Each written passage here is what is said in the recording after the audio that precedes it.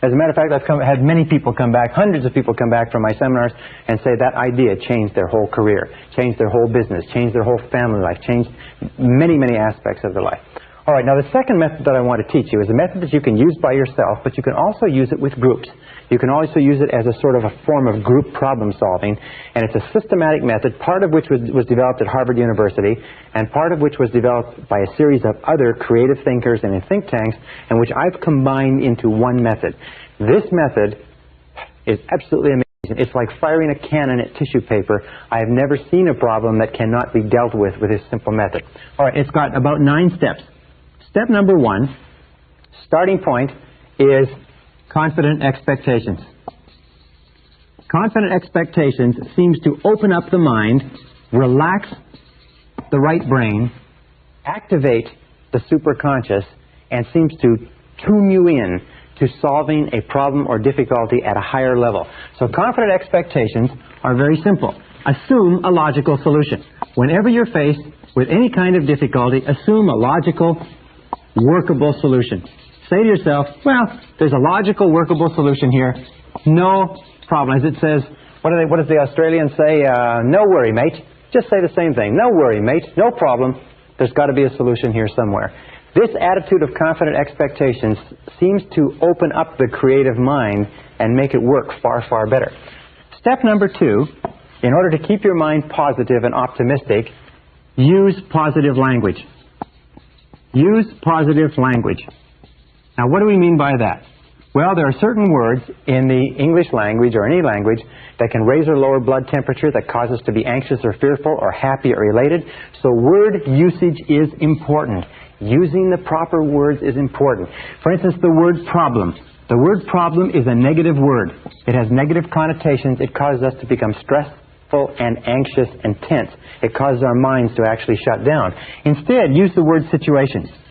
Situation, wonderfully enough, is a neutral word.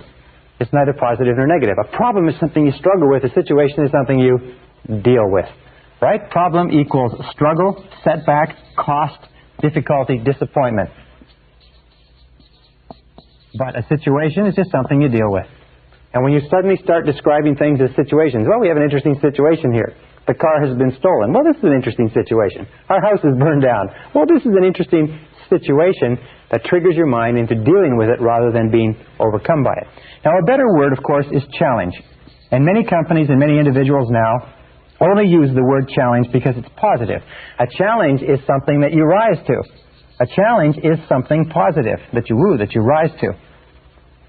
So instead of calling it a problem, call it a challenge. Hey, we have an interesting challenge here, or we're facing some interesting challenges this year. Or it looks like we're going to have challenges that we didn't expect this year, or we've come up with a really big challenge.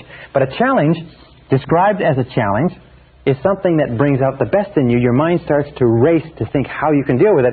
And best of all is the word opportunity. The word opportunity is a very positive word. The word opportunity is something that you take advantage of.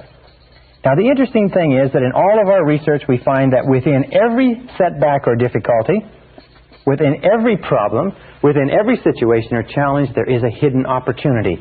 There is something that you can learn. There's something that you can gain. There's an advantage. There's a benefit. There is something, and we know because of the law of substitution that if we are looking for the opportunity in any situation, we cannot at the same time think about what would cause us to become stressed and anxious. You cannot think of it as a problem and as an opportunity at the same time. The one thought, the positive thought, knocks out the negative thought. So when we look at successful people, we find that successful people are those who keep their minds on what they want, and they look for the opportunity, they look for the challenge, they look for the positive part of any setback or difficulty. Remember, we talked about the superconscious mind, is that setbacks and difficulties very often come to us to tell us to change course or direction, to get onto the right track, to get to where we're going. So instead of becoming frustrated or upset, let's look upon it as a great possibility and look into it for the advantage or benefit. Now, the third step in dealing with any situation or challenge is to define it clearly. Define it clearly. Now, I use this method, by the way, all the time. I just simply take any goal or difficulty that I have and I run it through this whole thing. And I run down and I just go through the analysis, and I always come out at the end with a solution. Define it clearly. Think on paper. Do it in writing. Think on paper. All successful people think on paper. Unsuccessful people don't think on paper. Why don't unsuccessful people think on paper? Because they're too lazy to think on paper. Think on paper. Write it down. Say, what is it that I'm worried about? What is the difficulty? What is the situation?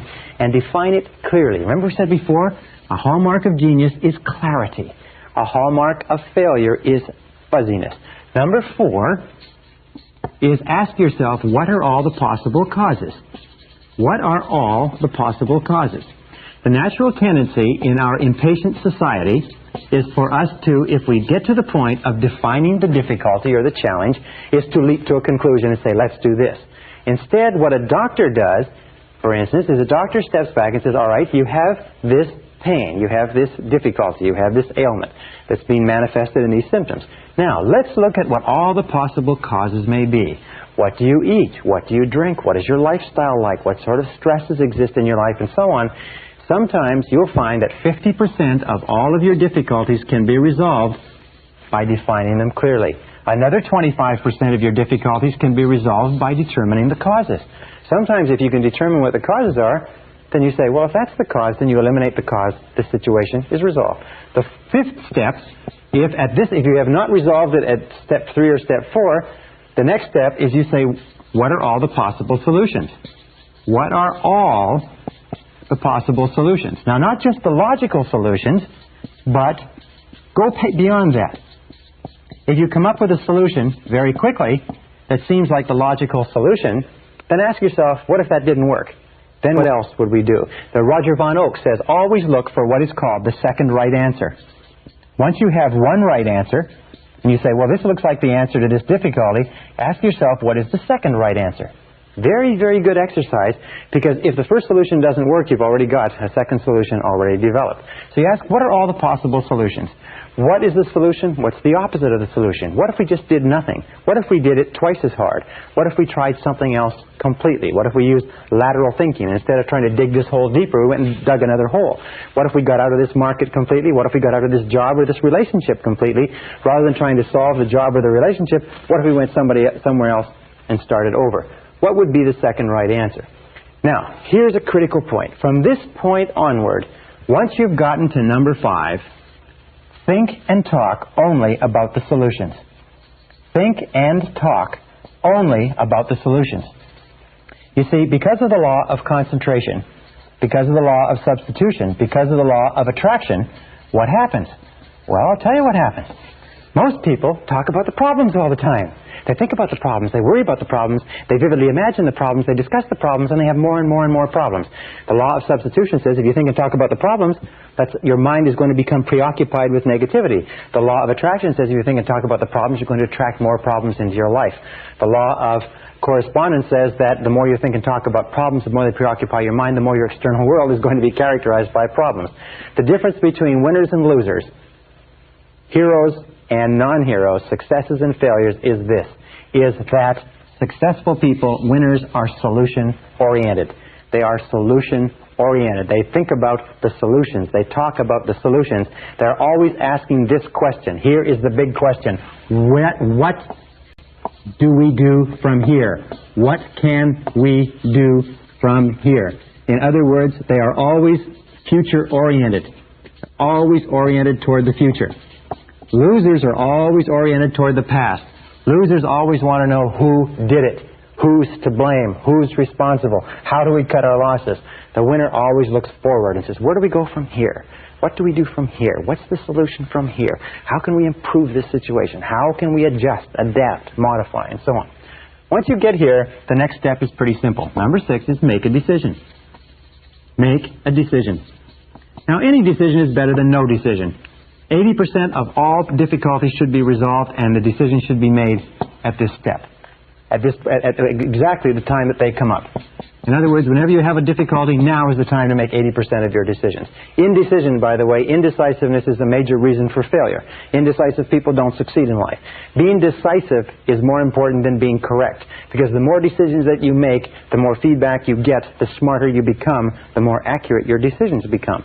The fewer decisions you make, the less feedback you get, the less learning takes place, the poorer as decision maker you become. So make a decision.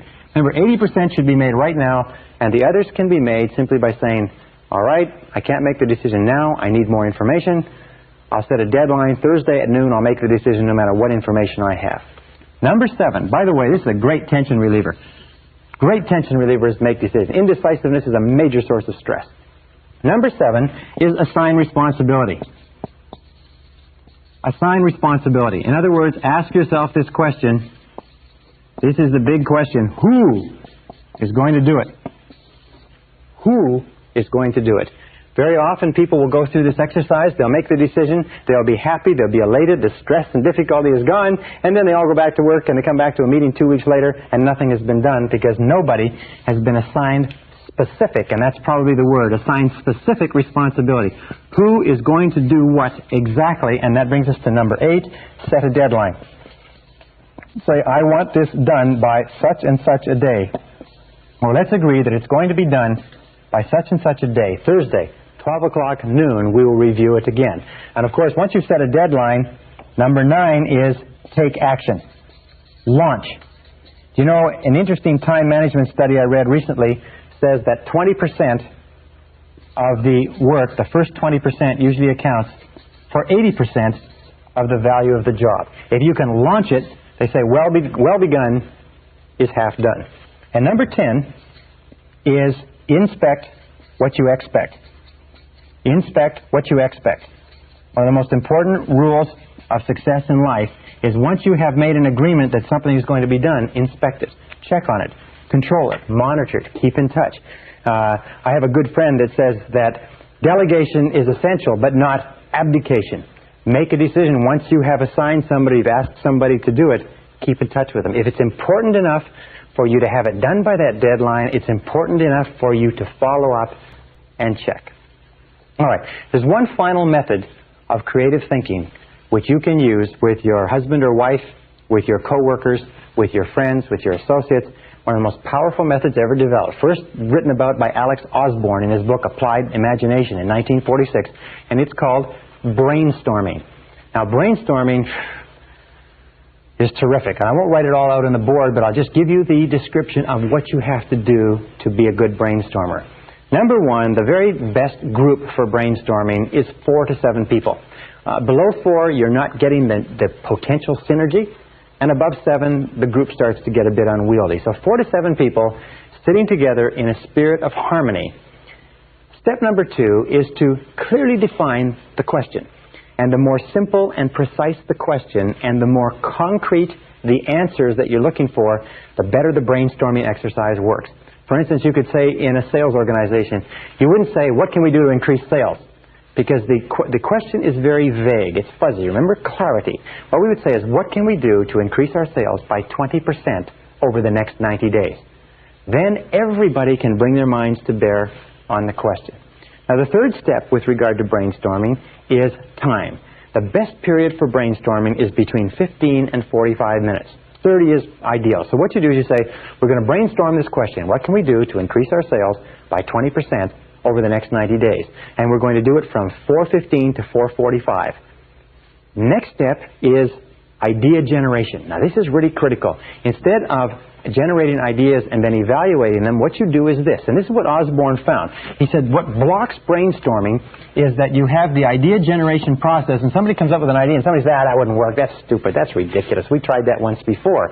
And as soon as somebody says anything critical about an idea, everybody just shuts up. And so you sit there and everybody becomes a little bit hesitant. Why? It's because when you criticize an idea, you trigger the deep down fear of rejection that goes back to early childhood. So what you do is you divide. You have idea evaluation, this section, and idea generation separated by a wall of time, so that you put time between the two. And here you go for quantity of ideas. So in a 30-minute session, say 30 minutes, you say, let's see how many ideas we can generate focused on how we can increase our sales by 20% over the next 90 days.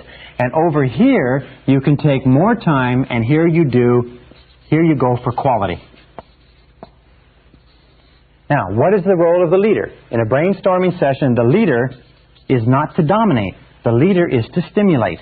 A good business person, by the way, will bring their staff or their associates in on a regular basis to stimulate them into brainstorming, at least once per week.